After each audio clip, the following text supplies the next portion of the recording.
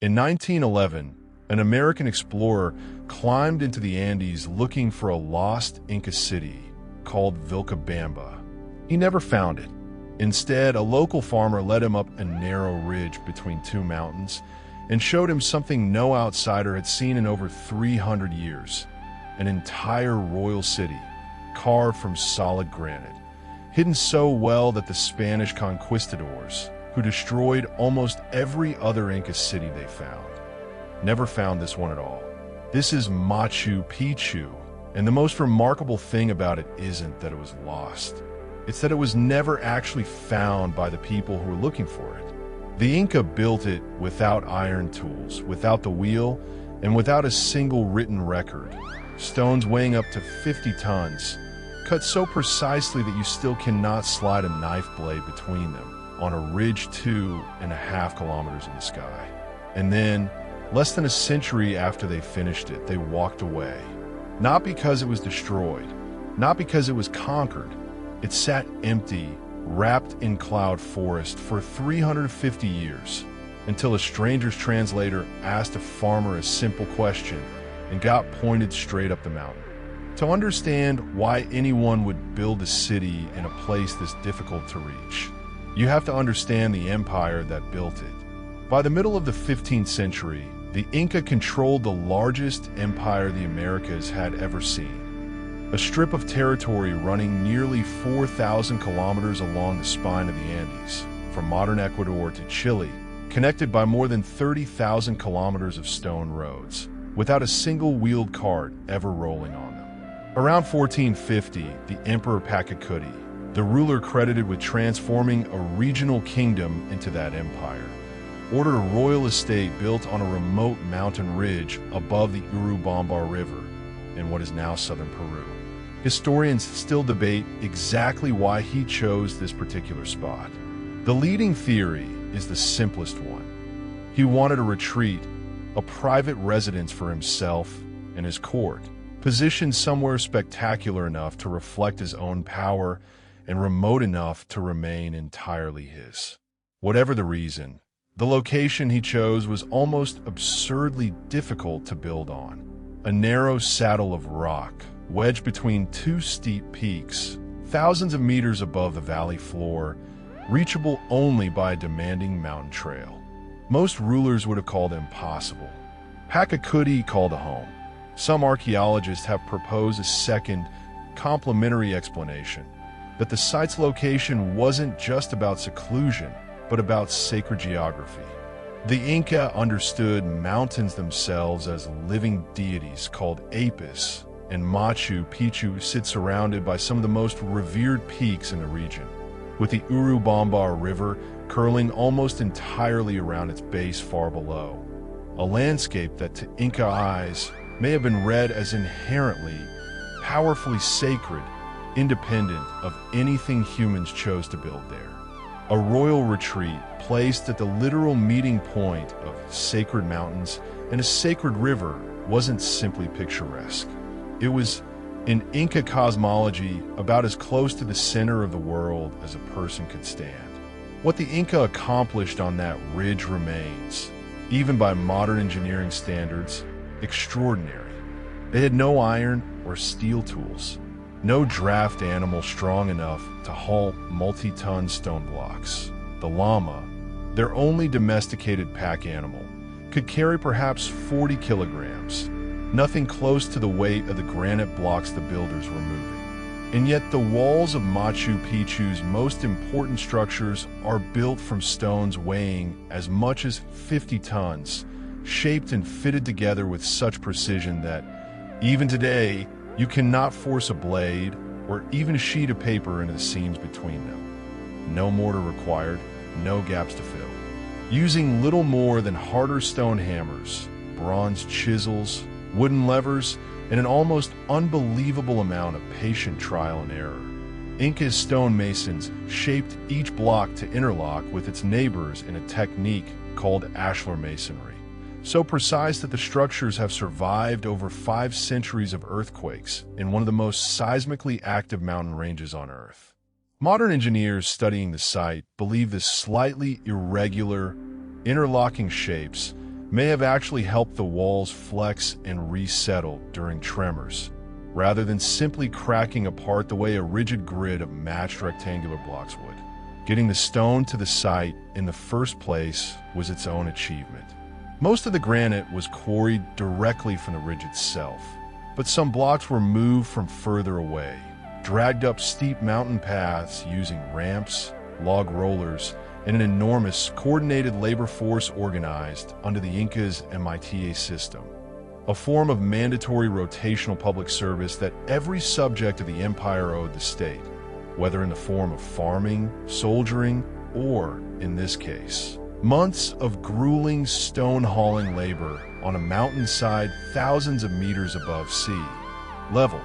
It was, in effect, taxation paid in sweat rather than currency, and it is the same labor system that built the empire's entire road network, its bridges, and nearly every other monumental structure the Inca ever raised.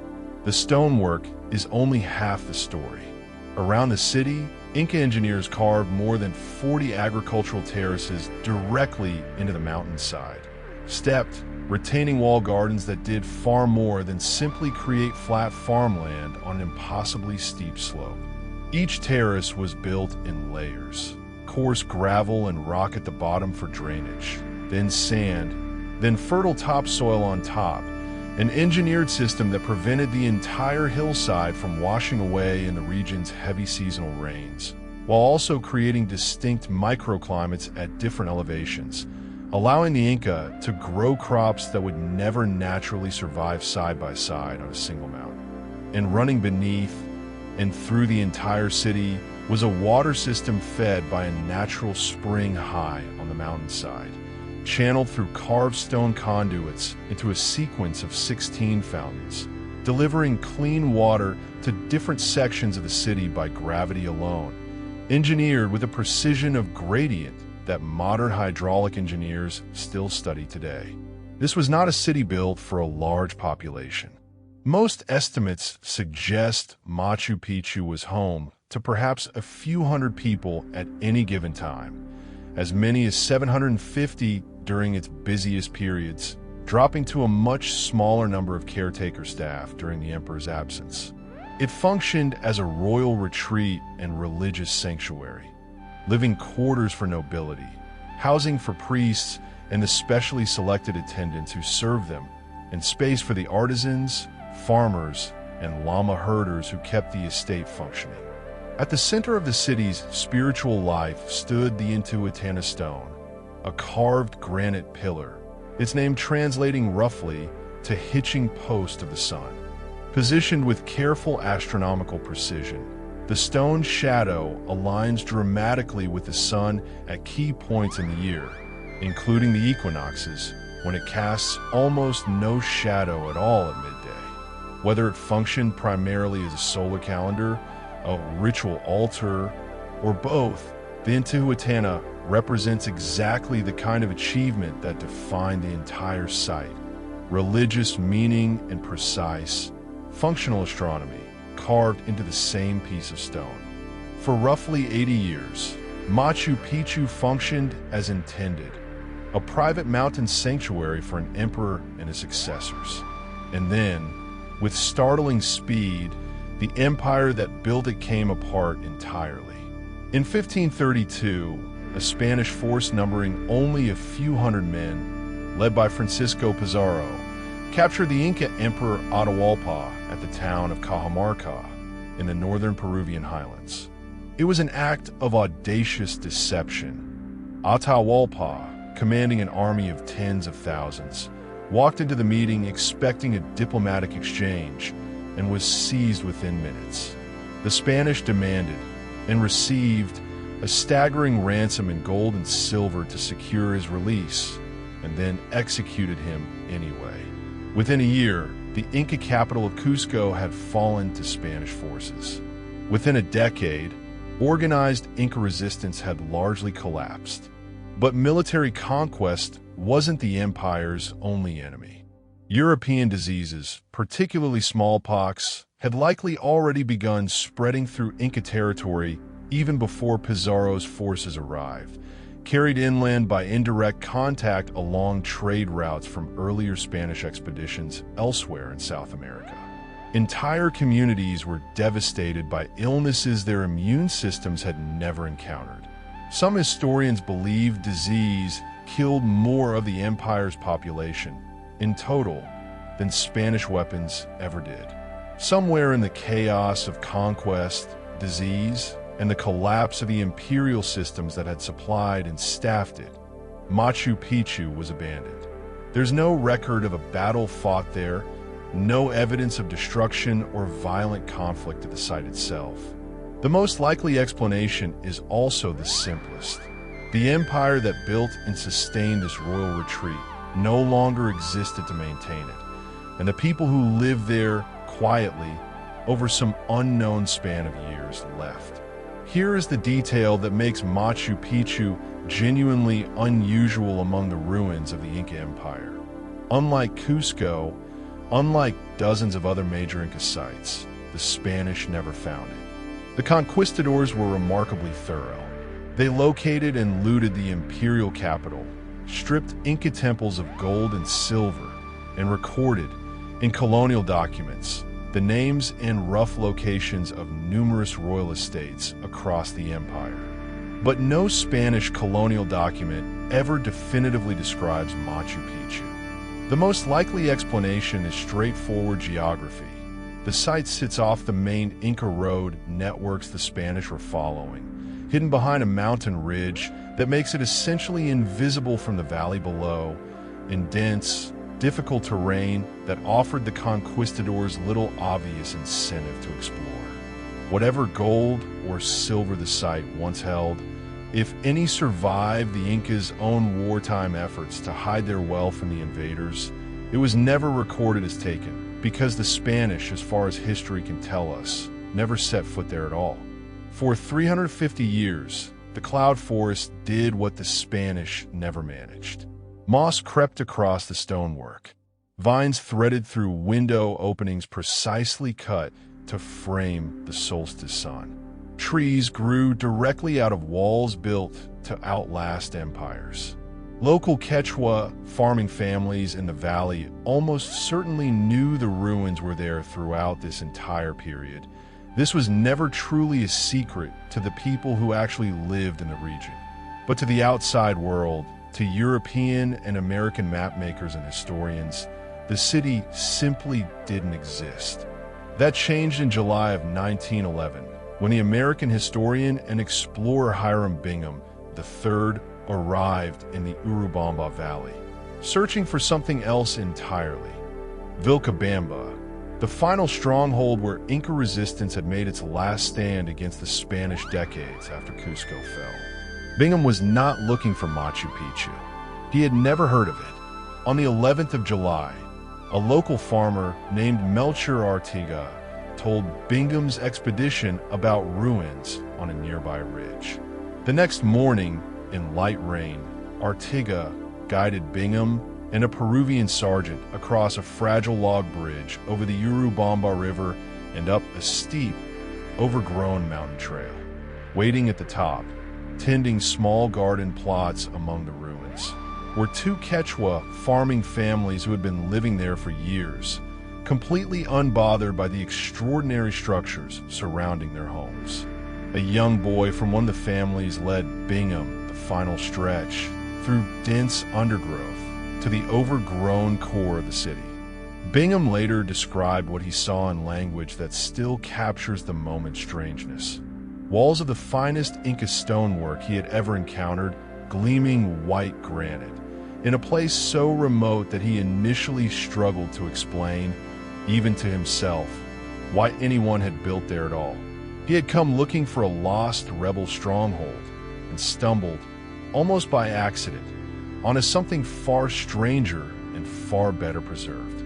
In something of a historical irony, Bingham spent years afterward convinced he had, in fact, found Vilcabamba after all, that Machu Picchu was the lost final capital of Inca resistance he'd originally set out to locate. It took later generations of archaeologists, working with more complete records and further excavation elsewhere in the region, to determine that Vilcabamba was a separate site entirely, deeper in the jungle, and that what Bingham had actually found was something nobody had specifically been searching for at all. Bingham returned the following year with a full expedition funded by Yale University and the National Geographic Society to clear vegetation, map the site systematically, and excavate. Over several seasons, his teams removed thousands of artifacts, ceramics, tools, and human remains, and shipped them to Yale for study under an agreement with the Peruvian government that was, for the following century, a source of significant and increasingly bitter dispute. Peru argued the artifacts had only ever been loaned for research and were legally required to be returned. Yale, for decades, resisted. The disagreement wasn't fully resolved until 2011 and 2012, when Yale formally returned the collection, thousands of pieces, to Peru, a full century after Bingham first carried them out of the mountains. Today, Machu Picchu is one of the most recognized archaeological sites on Earth. A UNESCO World Heritage Site since 1983, voted one of the new 7 wonders of the world in 2007, drawing well over 1 million visitors in a typical year before Peru began imposing strict daily visitor limits to protect the fragile stonework from the sheer volume of foot traffic. The ashlar walls that once sheltered an emperor's court now shelter tour groups.